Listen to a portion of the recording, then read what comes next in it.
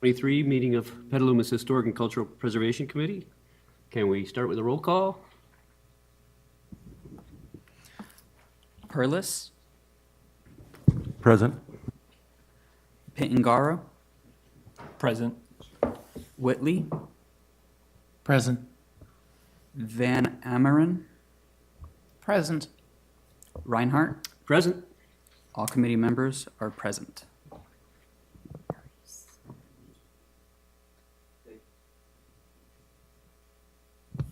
Okay, next we'll move on to general public comment. Let's see, we have one speaker card, and I don't think he needs instructions, so I'd like to call our first speaker, Mayor McDonald.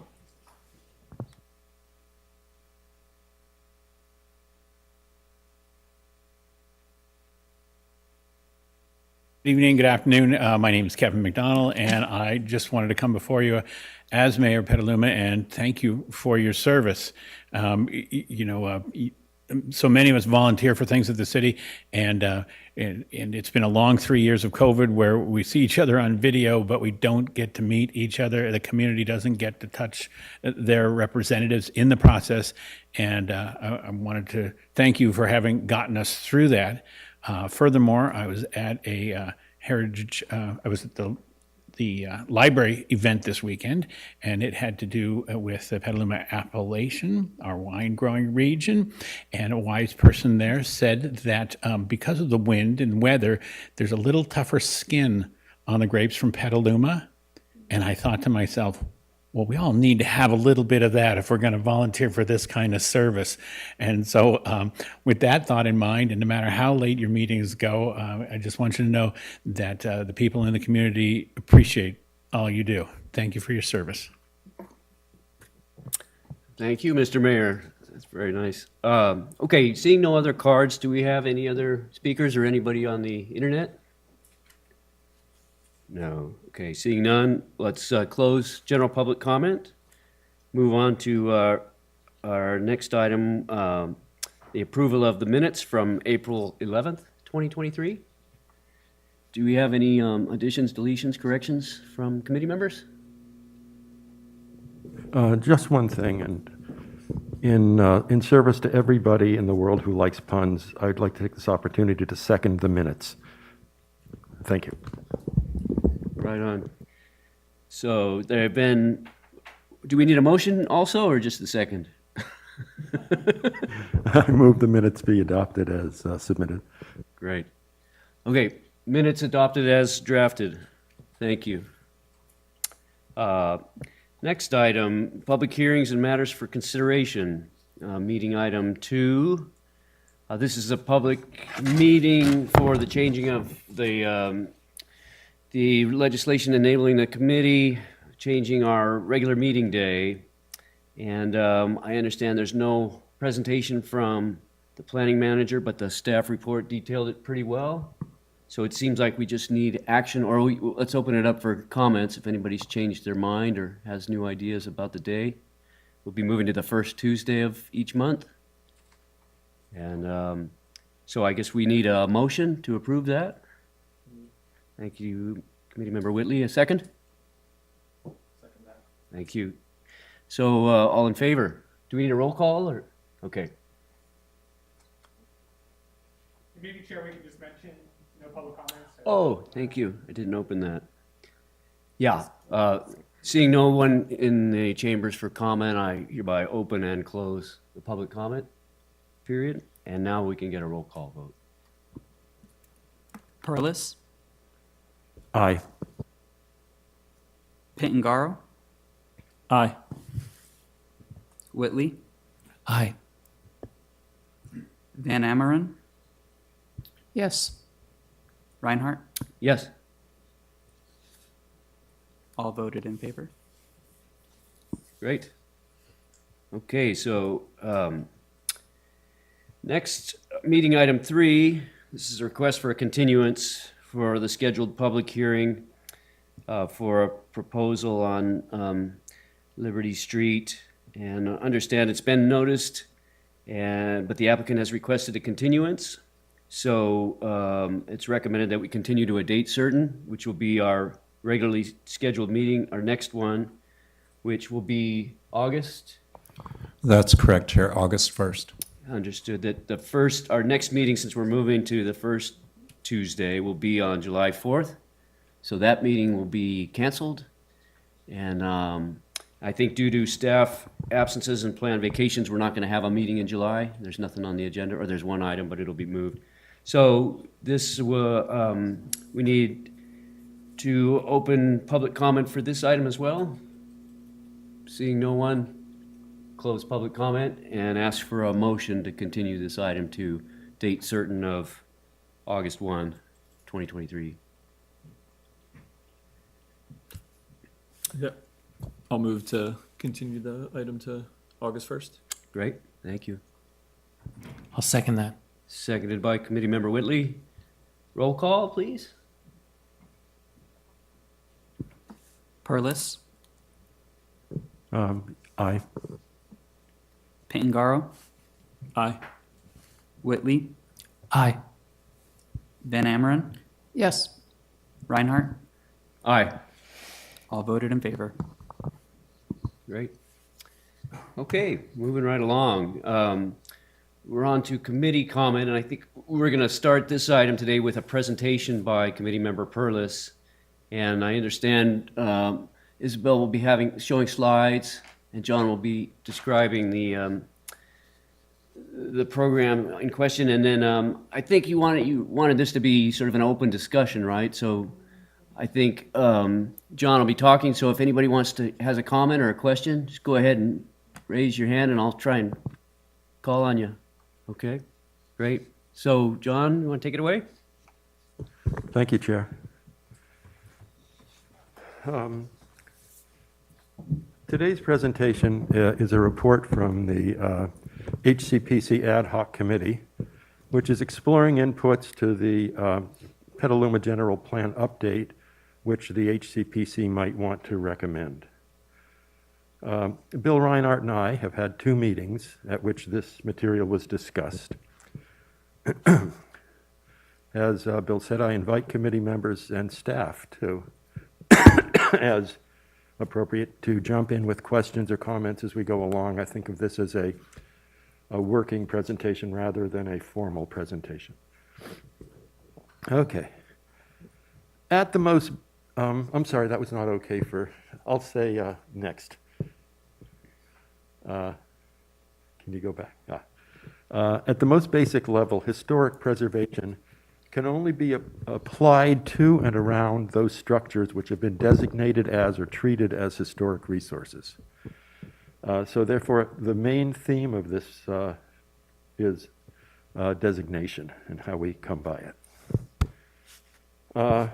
Petaluma, and please staff correct me if I've gotten any of this wrong or if it's been superseded by events, has 3 ways to do this. We have landmark status, we have historic districts, and we have what there may be a better name, but I'm calling planning manager review, where as the way our IZO is currently written, if a project comes across the desk, the planning manager can designate it as a historic structure, and then it comes before our committee for our attention. The last of these will be lost when the city makes changes to comply with CLG requirements, although, as I understand it, demolitions of structures will still be protected. Is that all accurate at the moment? Yes, it is so far. Thank you. And if there has been something new to come along to replace this ministerial review, I haven't heard about it. Is there something that's being worked on? We have at the moment the historic site plan and architectural review, and that comes depending on the subject matter and the scope, ministerial or bringing it forward as a full HSPAR application to the HCPC. So it depends on the scope of the work being proposed, and it would come before us through a building permit. And we would determine moving forward as a further planning application. Okay, I'm glad to hear that there is going to be something. I would like to add the decisions made by the planning manager, that authority is delegated from the community development director to the planning manager. Those are discretionary decisions. So at all levels, the only ministerial decision that we might make or review that would happen would be of a building permit when it's determined that no discretionary entitlement is required. Okay, thank you. Sure.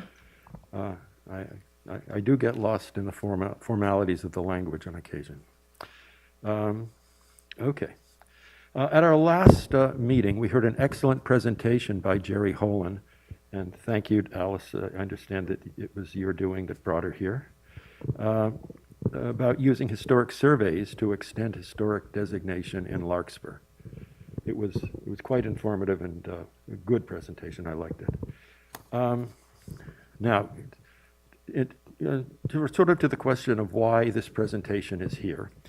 Last January, many of us attended a California Preservation Foundation preservation boot camp, where an historic specialist from the city of Santa Barbara shared their experience running a Mills Act program. During that presentation, it became obvious that they had a program in place to designate individual structures as historic resources. Bill and I both noticed this, and we both independently looked through the Santa Barbara City website for clues as to what this program was and how it worked. And this presentation is the outcome of that and of further research. Okay, slide 2, please. Notice that Santa Barbara has had certified local government status since 2019. The implication is that their historic designation program is CLG compliant. So that was important, I think, as we were looking at it to determine that. There are 4 parts to their program. 2 of them we already do in Petaluma, and we won't discuss those further here, that being landmark status and historic districts.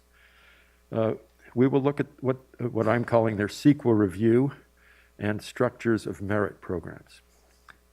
Note that Santa Barbara is choosing not to do historical surveys to do designation because of the expense of doing it.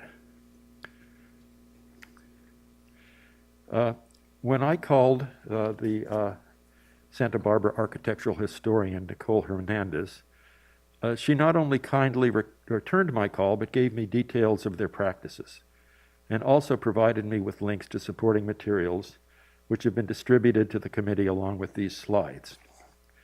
I should note at this point that any errors or misunderstandings in this presentation are solely my responsibility. Okay, next. These are the handout materials. There's the CEQA section 15064.5 text. The Santa Barbara Historical Structures Style Guide example, the Santa Barbara Historic Significance Report example, and a link to the Santa Barbara Historic Preservation Ordinance. And I hope people didn't go through that at too much detail. It's kind of long, and it dealt with their entire program and not just what we're discussing here today. But Nicole sent it to me in case it would be helpful if we ever got to the point of drafting something for that the city would want to use. Okay, next, please.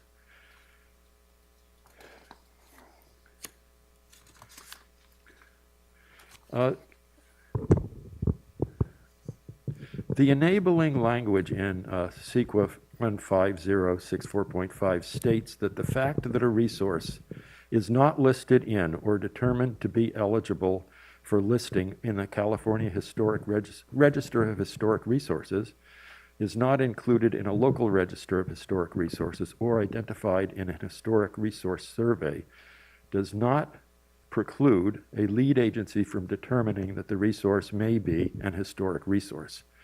This gives the lead agency, in this case the city, the option of doing what needs to be done to designate a structure as a historic resource as after a project comes across the desk.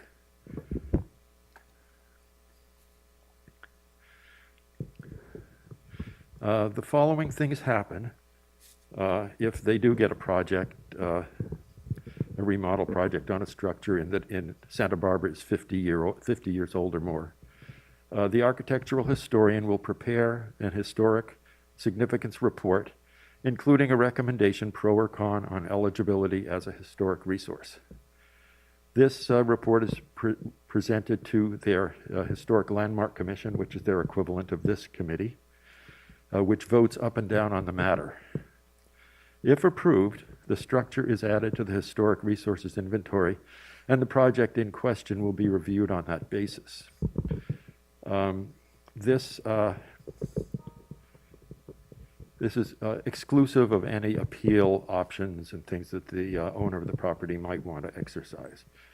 But the point is that at the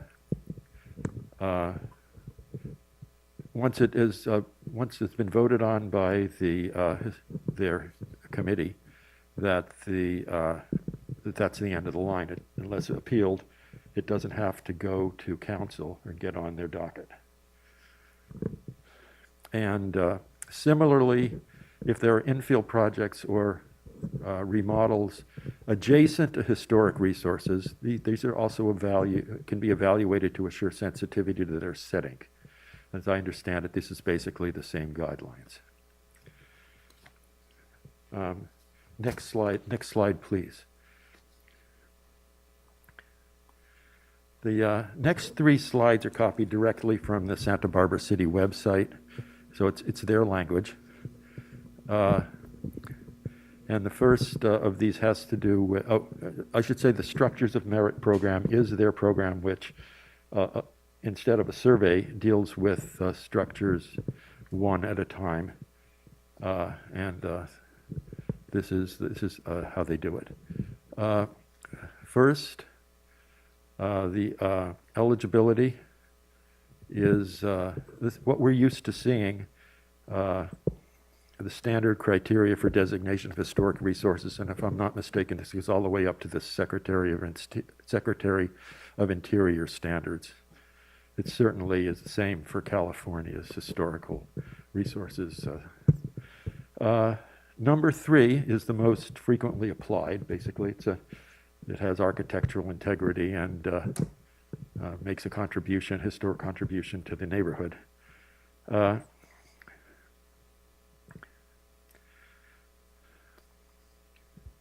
Along with, I've jumped the slide here. So that's it here. We've all seen these eligibility criteria before. Next, please. This is how the process works. The designation begins with a nomination, which can be done by a member of the HLC, the property owner, or a member of the public. And they contact the city's architectural historian, and that kicks the process off.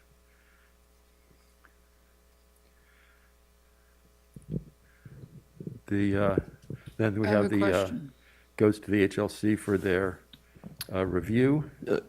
John, we have a question. Yes, I'm sorry.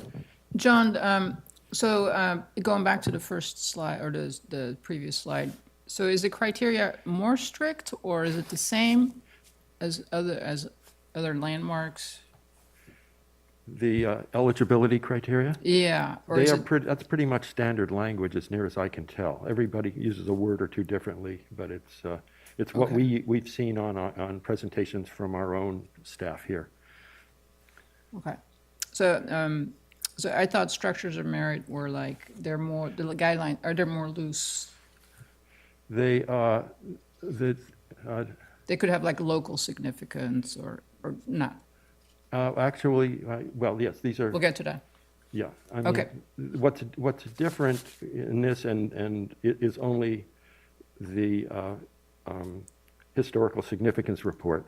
If you were coming up even in Santa Barbara as a landmark designation, you have to go through a significantly more involved and bureaucratic process. This is a streamlined process, but the eligibility requirements are really the same all the way Okay. through. Got it. Okay, next again.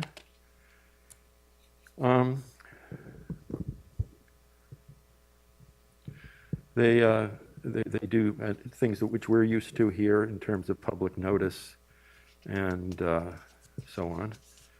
And the owner gets, as part of the deal, the recorded resolution and a certificate of designation. And the owner is also allowed to, at their expense, purchase a plaque indicating the designation and the date that it happened. It has to be a certain size and materials. Okay, next, please. This is, again, on their website, and it's basically why it's good to be to participate in the structures of merit. And the top one you see is potentially eligible for property tax reduction with the Mills Act program. I'm not following that any further because it's yet to be determined exactly how and if Petaluma will apply Mills Act relief to their historic homeowners. Yeah, it's all pretty nice. Increased tourism and awareness of local history and so forth. But along with these benefits, there's a powerful argument to elicit cooperation from owners if they are worried that participation in structures of merit is going to limit their scope of activity on their own property as far as remodeling and so forth is concerned. And the argument is that with the existence of CEQA review, the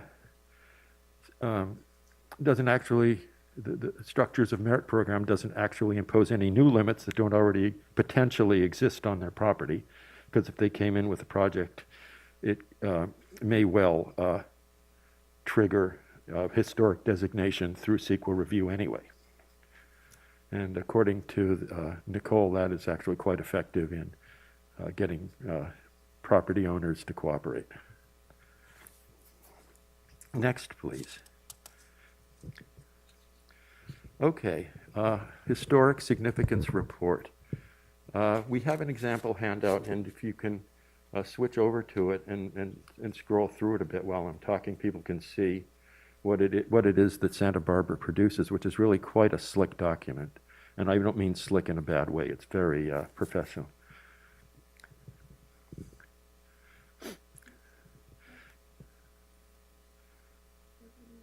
The historic significance report.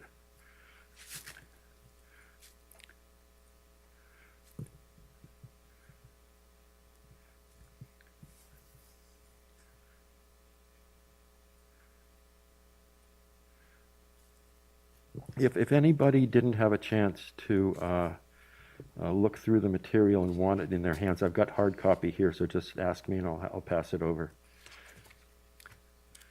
And you could just scroll through a couple of pages of that. You'll notice that it is 12 pages.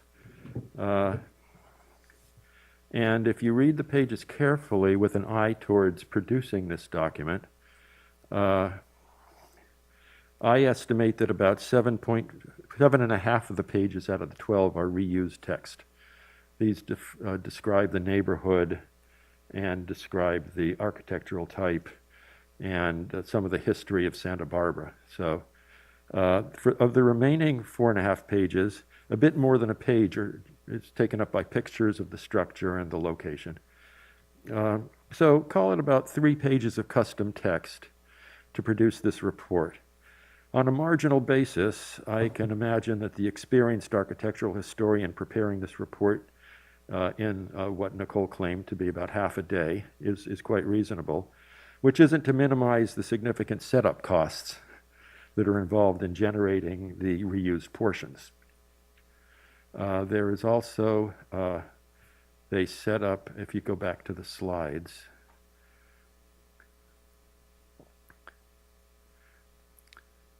they set up style sheets for all of their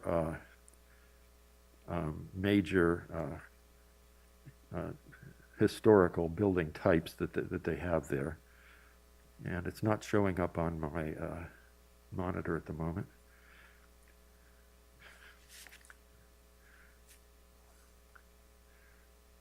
Thank you. And what the style sheets do is they allow the architectural historian to zero in on the defining features, architectural features for that type of structure, and produce the custom text for faster than they would if they had to go and do research every time. Okay, next slide, please. Now, the advantages, as I see it, is that it allows the city to augment their historic resources inventory and preserve historic resources without commissioning a full survey.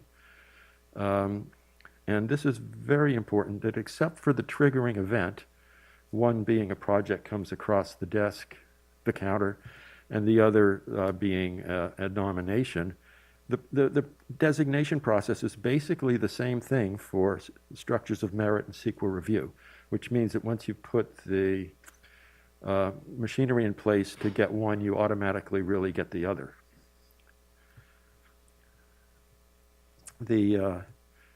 I like that the designation process happens at the committee level and doesn't require city council action, which must streamline things amazingly, because I imagine they're even busier than our council. Designation occurs on the city schedule as time and resources permit. There's no particular guidelines for that it has to be done within a month or so after it's been submitted. If once you have got a few of these structures of merit on a block or in a neighborhood, then you've got an argument to extend opportunities for the city to review infill projects or remodels on non-contributing structures to make sure that they are that they're sensitive to the historic resources around them. Okay, next, please. So now that was the bird's eye view of the process. And now we'll ask a reasonable question. Can Petaluma adapt a program that was developed for a city almost half again as large in population, whose average home value is 1.8 times ours, and which gets an infusion of business from UCSB 16 miles down the road with 24,000 students and 5,000 faculty and staff? In other words, they got more money to spend on this than we probably are going to bring to bear. Well, it seems to me that the biggest cost drivers are the production of the Historic Significance Report and the HLC meetings. So, we've now seen two examples of reports designed to support the addition of a structure to the historic inventory. The Santa Barbara example, which is very nice, and we've also seen a survey report, which Jerry Holand showed us at our last meeting, which is significantly pared down in terms of prose and polish from what Santa Barbara is producing. And keep in mind that the purpose of the report is simply to give their HLC, our HCPC, enough information to come to a reasoned decision on the historic status designation of a property.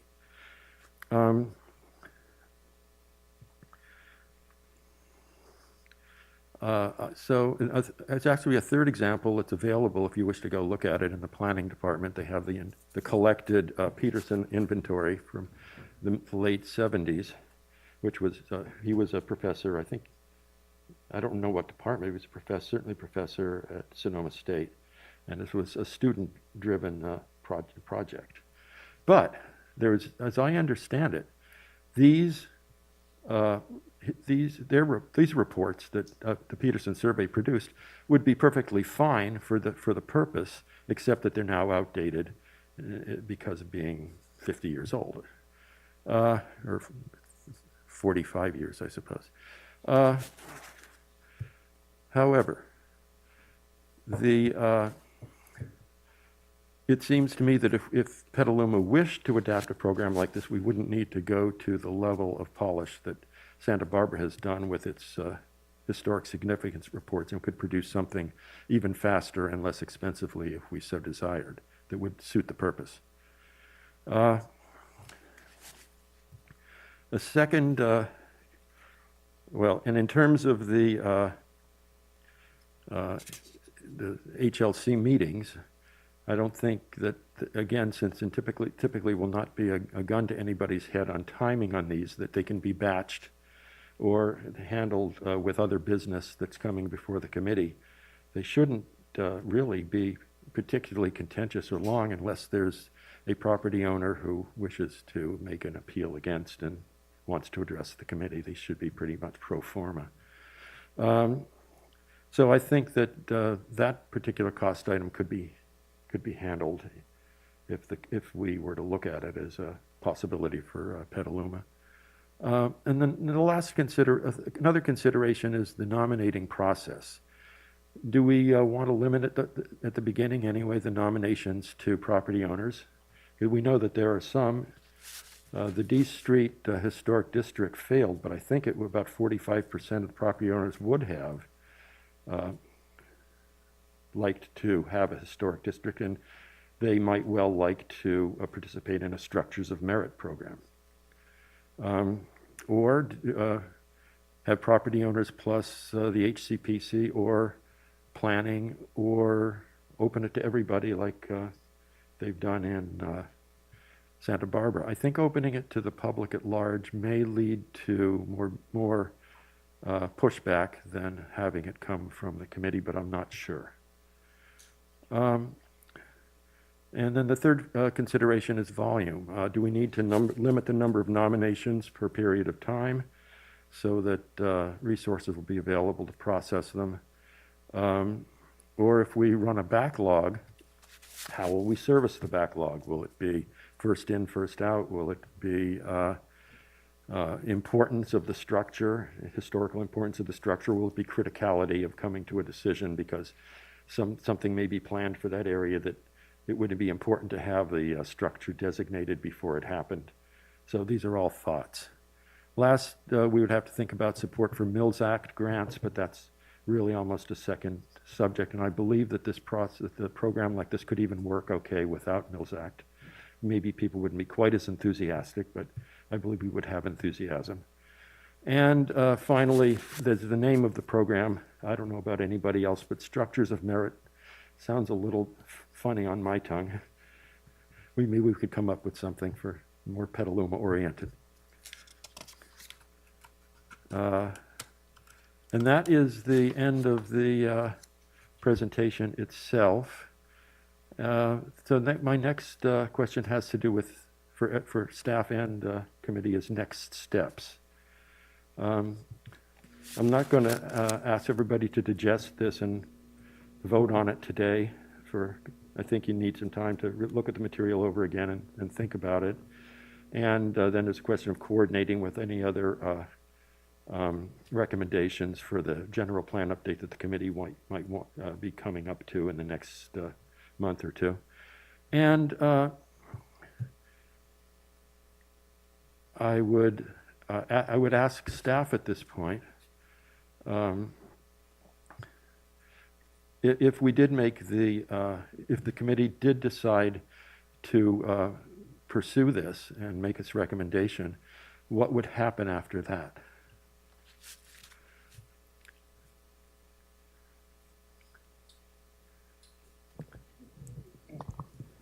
I'd like to mention initiating another type of program would require some review and understanding of the language and the purpose. So I do want to put that in a question for the committee on really developing a type of program that's less stringent than a landmark. And I think we would have to take a look at how to implement it, whether that would require committee review and taking that forward to our code or implementing that a bit further. So there is some level of further discussion. And if Andrew would like to add any other comments. Well, I think, first of all, thank you for the presentation. It was really excellent, and the detail is great. I think, Santa Barbara is known for its historic context and buildings, and so it's a great model to look to. The recommendation of HCPC to establish such a program would have to be taken before council, because we would need to change. I don't know if we would need to change the enabling legislation, but certainly we would need to amend the IZO to incorporate that. But I think that a significant component of any program is budget, right? To the budget for implementation of the program and for the staffing needs to do so. And so that, I think, should be consideration that's taken up with the city manager's office and explored thoroughly perhaps after you establish what you might consider to be an ideal program that you would like to recommend. Then certainly budget is going to become a component of implementation of that. So if that's helpful. Yeah, I want to add too, again, thanks, John, that was great. And, as John mentioned, we both saw this as completely applicable to Petaluma and worthwhile. And I kind of see this as part of the two-stage process that the ad hoc committee is undertaking, with the initial stage being the low-hanging fruit of implementing the IZO and making some really substantive changes that are easy to process. But then programs like this are things for us as a committee to keep in our heads for when the general plan update comes back with draft policy framework. We want to make sure as a committee, we want to decide in the next general plan, do we want policy that enables us to fund a program like this? And, and also adopt a Mills Act and a whole package of things that I think you will require funding and staff time. And so therefore we'll need, the policies to back it up and the general plan goals. And so I think this is a great example of what we should be setting our sights on for long-term goals for historic preservation, and to make sure that the new general plan has the teeth to help us move forward with this. Just looking back at our last general plan, it says that we should adopt a Mills Act program. It says we should be a CLG. And, we're working towards those things, but they haven't happened. So I think it's great to have this in front of us and to be thinking about, and also to be thinking about how to implement it locally and how we can streamline it to be scalable to, our little bit lowbrow, relative community. But I think it's fantastic, and I appreciate you bringing it forward for sure. Yeah. It was a pleasure. And thank you, Isabel, for doing the slides. No problem. Thanks. Chair, I appreciate your comments, and I think that's very true. When we talked about the establishment of the ad hoc, it was to look at some short-term, easy amendments that could be adopted to bring us into compliance with CLG, as well as to make some needed fixes to facilitate implementation of the existing regulations. I think that the historic and cultural resources framework of the general plan update could be reviewed now as part of the process to ensure that you have policies that would at least point to establishment of such a program. So those policies wouldn't even need to necessarily name a program specifically, but just identify the issue that you're trying to address through a recommendation of such a program. Agreed, thank you. Okay, any other comments on the presentation or the committee member? Thanks.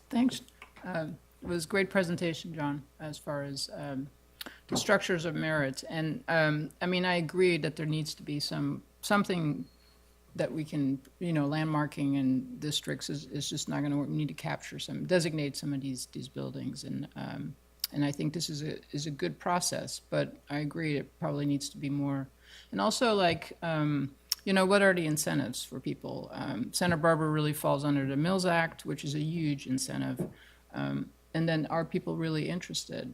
So again, probably more besides the cost, also see the feasibility of it. But I agree. I mean, some of the staff reports that come through on some of these HSPAR projects are so detailed as far as the history and, I mean, and so where is that captured? And so it'd be great to kind of capture those through surveys or something like that. So, yeah, thanks. Great. Tom? Yeah, thanks, John, for putting that together. I think it was great to see that in context, and particularly when you pointed out the three different kinds of approaches that have been taken. It brings into mind that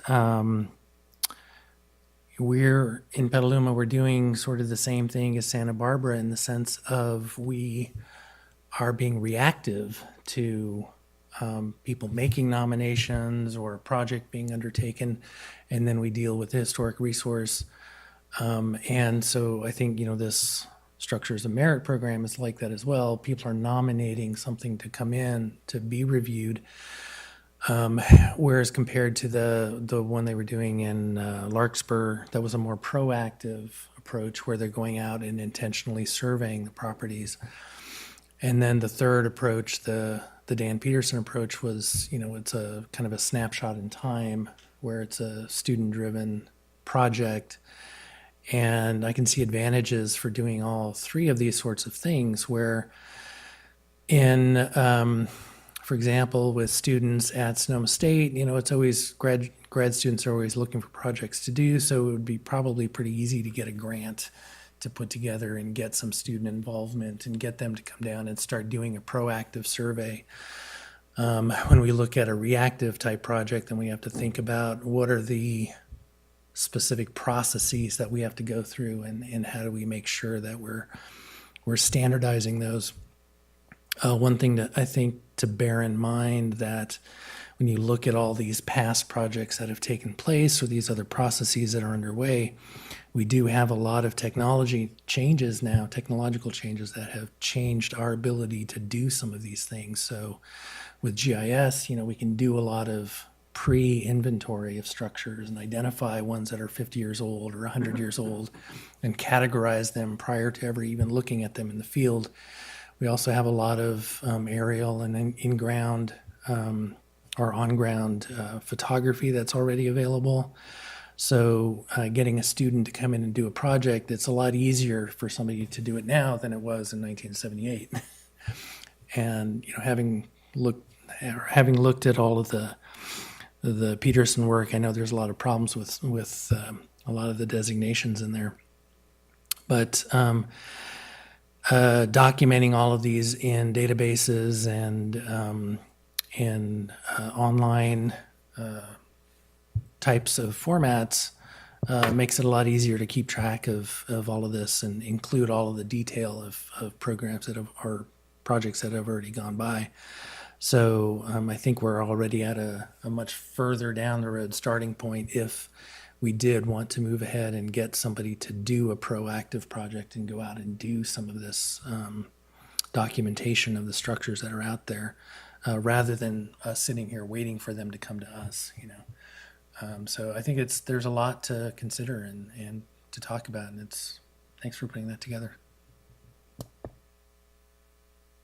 Thank you both to Tom and Alice. Those were good points, and I think there is something to be said for surveys. Let's just say that none of the four paths towards historic designation preclude doing others at the same time, and they all have merit. So by all means, we should potentially look to survey work as well. Also just brings to mind, Committee Member Whitley brought up the GIS platform. And in Petaluma, we have our map page and our GIS. The platform is already there, You can already access a parcel and all the documents and plans that have been cataloged.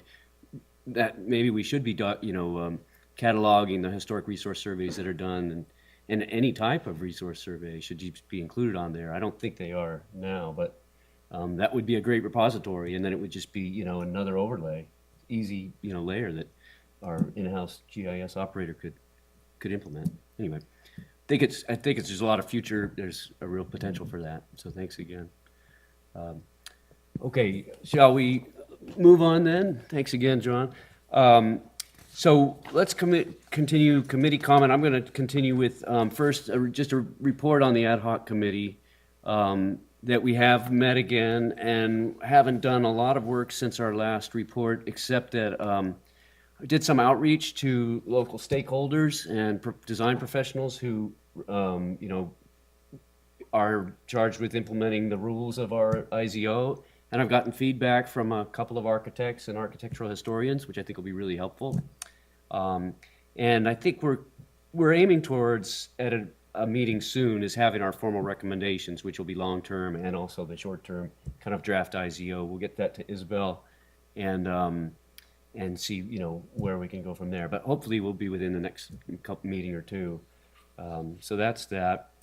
And then next, I'm going to continue committee comment because I think this is an opportunity for us all to express our gratitude for Evelyn Ellis, who's been serving the city of Petaluma for 10 years or so and has just been a great resource for this committee, been ever so helpful and pleasant and patient. And we've been glad to have you, and congratulations on your upcoming retirement. I think we wish you well, and I just want to express our gratitude for your great work. And that's it for me, so I'm sorry to hog up the committee comment, but whoever's next, John? I'd like to second the comments about Evelyn. Evelyn, thank you so much. You've been unfailingly charming and helpful and patient with us over my tenure on the committee, and it's been a real pleasure working with you. Have a great time in retirement. And remember, from a retired person's point of view, work is just a phase we go through.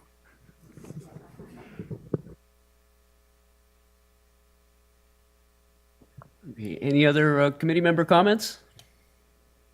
Okay, let's turn it over to our planning manager. Hey, Chair, before that, committee member Perlis, would it be okay to get a copy of the presentations? We can make a copy and then post it online for the public and the committee here? Is that possible? City staff has a copy as well. We can provide. Thanks. Perfect, thanks. Okay. Planning manager Triple? Great, thank you, Chair. Well, in addition to Evelyn's retirement, which will be June 22nd will be her last day, you've already been communicating with our new planning analyst, Uriel Odorazco. And Uriel is rapidly coming up to speed, so he's ready to go and will be stepping into the role then fully at the end of the month. So you can look for a seamless transition in terms of the committee support. Also, yesterday we emailed an invitation to all of you to attend a retirement breakfast, sort of stop and share that we're offering Thursday morning from 8:30 to 9:45 here in the council chambers. So if you can make that, we'd look forward to seeing you then. And there will be a brief program at 9:15. So. Thank you for the motion today and the vote to change the regular meeting day of the month.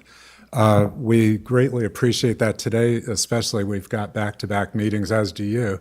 And so the last couple of days have been quite stressful as we've tried to prepare for both meetings. So it will really help staff, I think, a lot to spread that burden across to another week.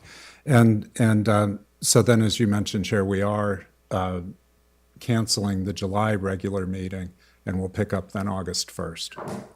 So I also wanted to comment on the continuance, just to share with you that when we make a recommendation for a continuance to a date certain, in part we do that if noticing has already been distributed so that the noticing doesn't have to be reissued. Then the meeting proceedings serve as that notice of the new date. In the case that was the continuance that you approved today, that had been noticed in the Argus Courier. And so we were trying to not have the applicant incur the additional cost of noticing again in the Argus Courier. So thank you for that. I just wanted to clarify on that. Yeah, that's appreciated. We can keep the cost down. The signs in the yard will be updated with the new date, I'm assuming? Well, that was partly why we continued, because the on-site signage hadn't been posted. So we're going to work with the applicant and to post it on time. But yes, when we've had other projects where they've been continued for a reason unrelated to noticing, then we do typically just go out and ask the applicant to amend the signage, and the sign companies typically just post the new date on that. So, but it's a good tool for us to use, you know, especially when we can continue to a date certain. So, beyond that, we don't have any new items to report. I did want to mention, you know, in the past we've talked about the status of projects and such. So if you're driving around town and you're curious about a particular project, just feel free to shoot us an email. We're happy to research that and reply back to you, as well as to share that information with the other committee members. Thank you. Thank you. Okay, also want to welcome Uriel to the post. It's going to be great. You'll be really glad you're here. Okay, so I guess with that, we're adjourned at 10 to 5, and it's not a continuance, it's a new meeting, so this is an adjournment. And okay, with that, we're adjourned. See you in an hour.